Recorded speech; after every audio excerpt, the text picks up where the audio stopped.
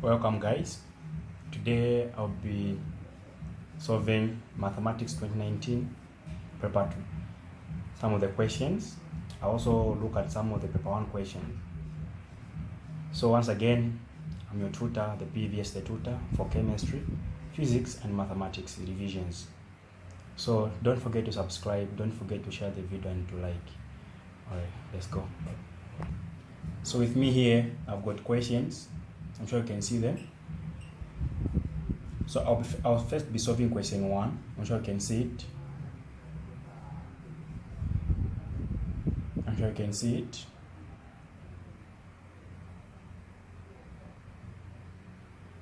So let's go. So question 1, I'm sure you can see it. It says matrix A is 6x, 2 and 3.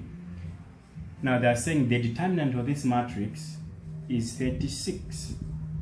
Now how do we find the determinant of a matrix? You know that when finding the determinant of a matrix, it's the major diagonal minus the product of the minor diagonal. So we know that determinant of A is equal to 6 times 3 minus 2 times x, which is equal to 36 this side. So 6 times 3 is 18 minus 2x is equal to 36. So we are saying 18 minus 2x is equal to 36. So negative 2x is equal to 36 minus 18. So negative 2x is equal to 36 minus 18. The answer is 18.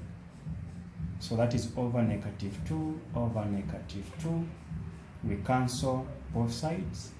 We are having negative 9 as our answer. We can even improve here. 6 times 3 minus 2 times negative 9.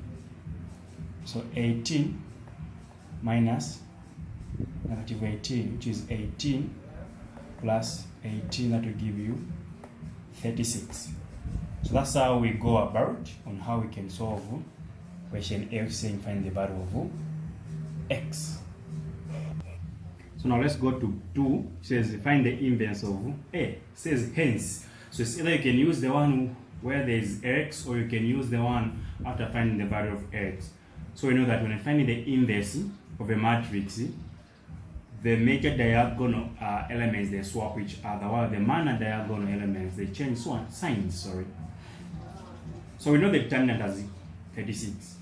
So inverse of A is denoted as this, the same as 1 over A. Now A, you know that is determinant, so it becomes 1 over 36. So these they swap sides, the major diagonal, while the minor diagonal, they change. So they change what? Signs. So since we've already found the value of x as negative 9, we can put there. Now since the value of x was negative 9, we need to change it into 9, because we are finding the inverse. We can even leave it like this, which is also okay. Let's go to the next question, which says a box contains 4 red pens, 5 green pens. A pen is picked at random from the box without replacement, and the second pen is then picked. Draw a tree diagram to illustrate the outcomes. What is the probability of picking 1 red pen and 1 green pen? So one thing you have to consider, this is probability, and this is without replacement. We know that without replacement, the first outcome is not affected, not at all, but the second selection affects both the total and the total of individuals. So we've got a total number of 9 pens, that's 4 plus 5, which is 9. So let's see on how we can answer this question. So we've got only 2 pens and 2 picks. So our first blanch will be like this. It's going to have red, then it's going to have green. Now, like I said, the first selection affects nothing. So we've got red, 4 over 9. Then green, 5 over 9. Second pick, red, green, red, green. So I'm sure you can see it properly there. So if we picked, we are assuming that if we picked red and red, so red is going to decrease by 1 and the total will be 8. But if we picked red, green will still remain the same as 5, but the total will be 8. What if we picked green and red? Red will still remain the same as 4 over 8. But if we picked green and green, green is going to decrease by 1, then the total will decrease by that. So this is what we call a tree diagram. So that's how we can draw a tree diagram. Then you can also write your outcomes here. Okay. So our outcomes are, so we are going to put our outcomes as R, then you've got R, G, you've got G, R, and GG. Then we know what these are and what these are and what these are from there. So these are the outcomes that they wanted, and then the tree diagram is here. Now, question 2 says, what is the probability of picking one red pen and one green pen? So they haven't specified which one to start first. So we can either have red, green, again we have also green, red. So the order does not matter which one to start with because they haven't specified in the question. So we are saying we can have red, green as the probability, like that, or probability of green, red. Now we know what O means plus. So probability of red, green, what we know is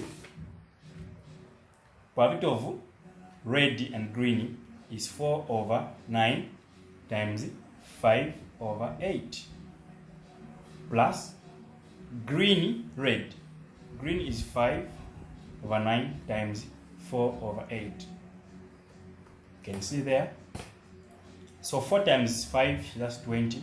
8 times 9, 72. Plus 20 over 72. So that is 40 over 72. You can reduce this. 20 over 36. 10 over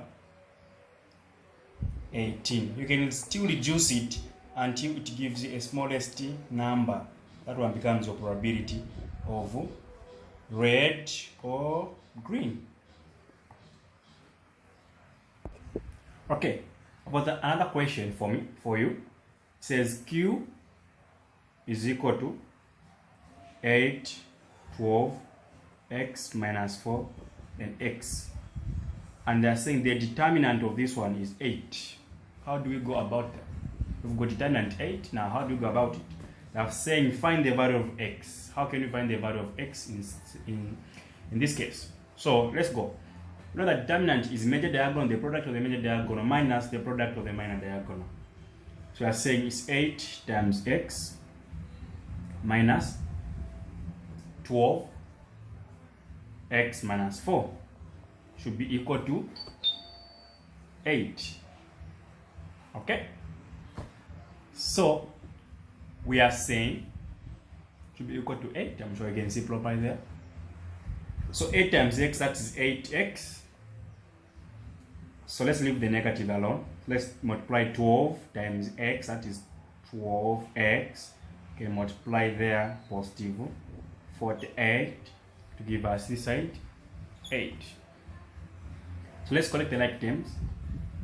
8x minus 12x, that's negative 4x, plus 48 is equal to 8. Negative 4x is equal to 8 minus 48. So negative 4x is equal to negative 40 over negative 4 over negative 4. We cancel. We say our x will give us 10. That's the value of x. So it's simple as that. Make sure you just follow whenever they say determinant, think of the minor diagonal and the major diagonal. You are finding the differences between the major and the minor diagonal, and you'll be able to find the value of x. Now, after knowing the value of x, how can we find the inverse of q? So we know that 8 is there, 12 is there. When we put x, well, in the first one we had x here minus 4, and here there was x. So we are having what? We're having 8, 12.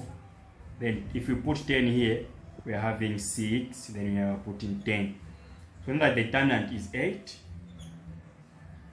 This is a swap. This is the change signs. So if you want, you can multiply each and every element inside, then you reduce. It's okay. Or if you want, you can leave it here. But if you like to solve a lot, you can continue and say 1 over 8 times 10, that is 10 over 8. That's negative 12 over 8. That is negative 6 over 8, sorry. And that is 8 over 8. That will give you 5 over 4. Then this will give you